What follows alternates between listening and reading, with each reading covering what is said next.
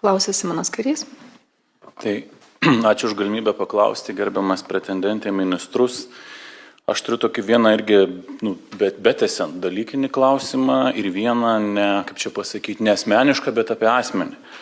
Ir aš nežinau, mano kol kas įspūdis toks, jeigu aš būčiau atėjęs į paskaitą, pavyzdžiui, verslas nuo nulio, aš gal kažką gaučiau visai kūrybiško ir įdomaus, bet aš esu parlamente, mes turim susidaryti nuomonę apie vyriausybės programą, apie jūs kaip asmenį, kuris dažniausiai pavaduoja premjerą.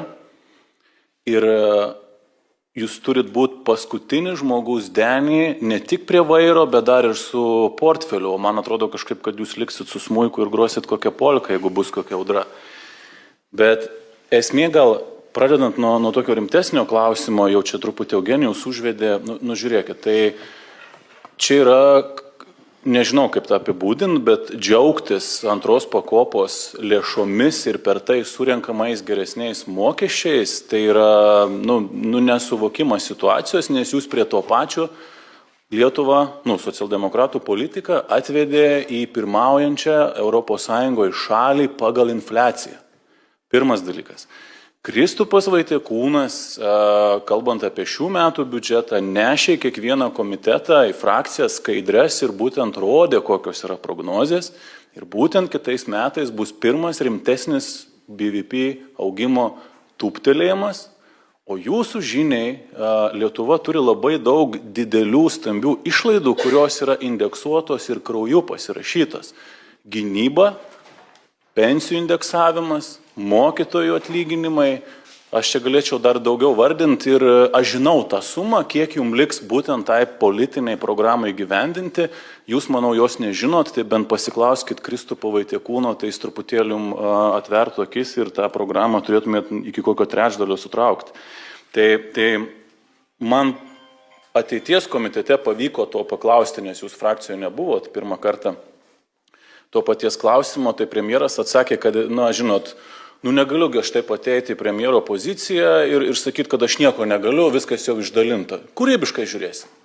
Tai apie tą kūrybiškumą būtų įdomu dar, kad jūs pratęstumėt, bet man baisu yra, kad jūs tų sąkabų neturit tarp BVP augimo, infliacijos, kitų dalykų. Tai yra valstybės veikimo suvokimas. O kalbant jau apie tą tokį klausimą apie jūsų asmenį, kam jums reikalingi 3 Facebooko profiliai? Facebooko profilius keičia žmogus iš esmės dėl kelių priežasčių.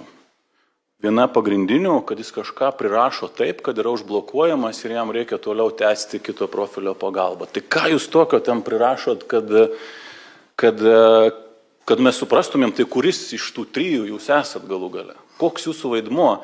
Nes apie vaidmenį ir apie tą asmenį klausiant, tai, iki Čiurlionio jums dar toli, bet iki tapimo Ignoto antru esat labai arti. Ir, tai jums trukdys tiesiog dirbti.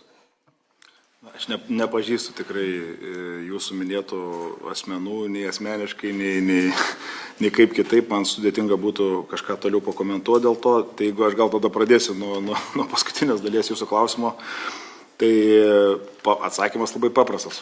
Mano pagrindinį profilį prieš gerus 1,5 metų kažkokie tai galimai sukčiai užgrobė.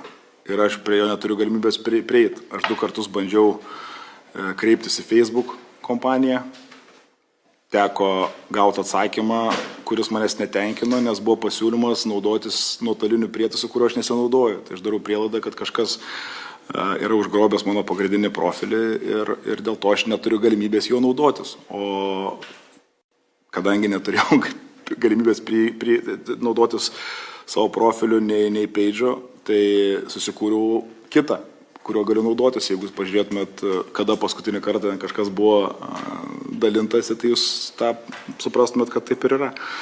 O kalbant apie jūsų nuogastavimus dėl mano nesusigaudimo ekonomikoje ir kitus dalykus, tai, žinot, labai sudėtinga įrodinėti, jog nesi kupranugaris. Tai aš manau, kad aš vengsiu daugiau kartojimuose apie savo kompetencijas, kvalifikacijas, įsilavinimą, tai yra vieša informacija, tikrai jūs galite pasitikrinti ją, o natūralu, kad, žinot, kuomet atsakinėjai ir laikas spaudžia, neišeina vieno sakinio sakyti ir padengti visų šitų temų, bet natūralu, kad kai mes kalbam apie ekonomikos augimo tvarų ir subalansavimą su fiskalinė politika, tai akivaizdu, kad tikslas ir valdyti ir infliaciją, tikslas ir išlaikyti bendro vidaus produkto augimą ir visas minėtas rizikas. Tai žinot, vienu atsakymu negalima gauti tikėtis kažkokių visų atsakymų, bet akivaizdu, kad jeigu mes kalbam apie pensijų fondų pinigus, tai jau yra pasiekmė.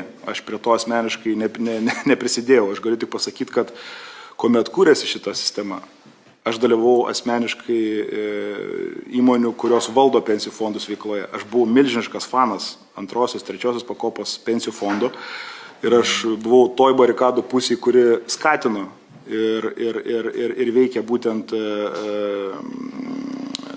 su intencija, kad tokiu būdu dalis visuomenės būtų skatinami investuoti, papildomai kaupti pensijai, tačiau įvyko, kas įvyko. Tame tarpe ir įvyko tarpiniai sprendimai, kurie diskreditavo pačią sistemą. Visiškai lūkestis pasikeitė nuo to lūkesčio, kurį mes turėjome beveik prieš 20 metų. Ir jau post factum, kuomet jau yra priimtas sprendimas, kuomet tie pinigai įsilieja į ekonomiką, būtų galbūt neteisinga kaip minimum teikti, jog tai neturės poveikio papildomam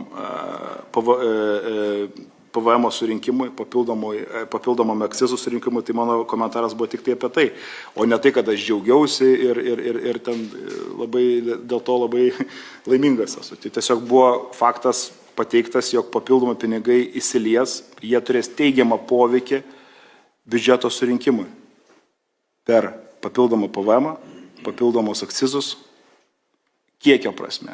Tai irgi yra faktas. Ir dar išplėstam finansavimui įvairių dalykų, kurio žadat, o po to jau 27-28 metai reiks tiesiog atsibusti iš sapno ir tada nežinau, ką jūs darysite. Taip, bet ačiū už atsakymus.